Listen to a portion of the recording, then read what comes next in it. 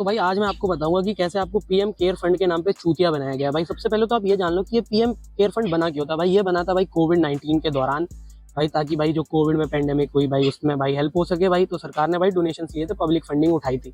अब ये सिर्फ कोविड के लिए नहीं था, ये था भाई नेचुरल डिजास्टर्स के लिए, मैन मेड डिजास्टर्स, उनमें भी जिसका यूज हो पाए उसके लिए भी था। उसके सिवा भाई ये यूज होना था भाई हमारी भाई फंडिंग करने के लिए, हेल्थ केयर के इंफ्रास्ट्रक्चर को, रिसर्च को, या जो भी भाई हमें जिसमें भाई जरूरत पड़े पैसों की, उस चीज को ये फंड भी कर सकता था। एंड तीसरा भाई ये था कि भाई ये भाई फाइनेंशियल असिस्टेंस दे सके उन लोगों को जिनको भाई कोविड के दौरान भाई दिक्कत हुई, जिनको कोई भी नेचुरल डिजास्टर के दौरान दिक्कत हुई। अब भाई इस पीएम केयर फंड ने ऑलमोस्ट भाई 12,690 करोड़ भाई प्लस ही भाई इसको डोनेशन मिले थे। इतने इसने पैसे रेस करे ऑलमोस्ट भाई 2020 से लेके 2023 तक इतने पैसे इसने रेस कर लिए। और 2024 से 2025 तक इसमें अराउंड भाई 8,450 का हजार करोड़ का बैलेंस रह गया। अब इनने वो पैसे यूज कहाँ करे, तो इनने भाई वो पैसे यूज करे उसका भाई इन्होंने एक मोटा मोटा हिसाब दे दिया हमें कि हमने इस साल 29 करोड़ रुपए खर्च करे। एंड भाई इसमें एक चीज देखो कि 2024 से 25 इन्होंने सिर्फ 87 लाख रुपीज स्पेंड करे हैं भाई, सिर्फ इतने रुपए स्पेंड करे। और बाकी ये कहते हैं कि जो बाकी पैसे थे भाई वो इन्होंने लगा दिए एफडी में।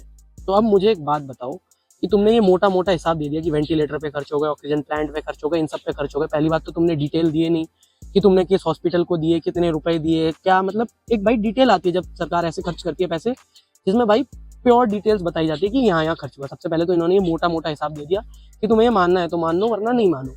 एंड दूसरी बात भाई, अभी रिसेंटली भाई असम में फ्लड्स आए थे, आपको पता है, तो इन्होंने भाई असम फ्लड्स में कोई भी हेल्प नहीं हुई है भाई पीएम केयर फंड के द्वारा। 1 रुपया नहीं दिया गया भाई असम फ्लड में। अब सोचो भाई ये फंड तो भाई यूज होना था नेचुरल डिजास्टर्स में, तो ये असम फ्लड में यूज क्यों नहीं करा गया इस फंड को, मुझे इस चीज का जवाब दो। एंड सिर्फ असम फ्लड में नहीं यूज करा गया ऐसा नहीं है भाई, 2020 से जितने भी नेचुरल डिजास्टर्स आए उनमें से एक में भी पीएम केयर फंड से 1 रुपया यूज नहीं करा गया है। 1 रुपया, ये देखो भाई इतने डिजास्टर्स आए इनमें से एक में भी 1 रुपया यूज नहीं करा गया हमारे पीएम केयर फंड से। एंड दूसरी बात, लोगों को भाई कोई असिस्टेंस नहीं मिली, जिन लोगों को इफेक्ट पड़ा था इन नेचुरल डिजास्टर से उनमें से किसी को कोई असिस्टेंस नहीं मिली।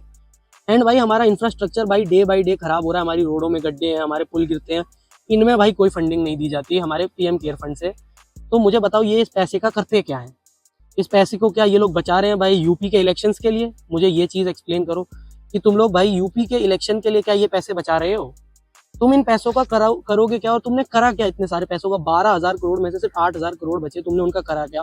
ऊपर से तुम भाई पब्लिक फंड से भाई तुम इंटरेस्ट से पैसे कमा रहे हो, इसका क्या मतलब है? और तुम वो इंटरेस्ट के पैसों का क्या करोगे? भाई किसी चीज का कोई एक्सप्लेनेशन नहीं दिया गया है भाई पीएम केयर फंड में, आपको बस चूतिया बना दिया गया है मोटा मोटा, मैं आपको ये बता दे रहा हूँ।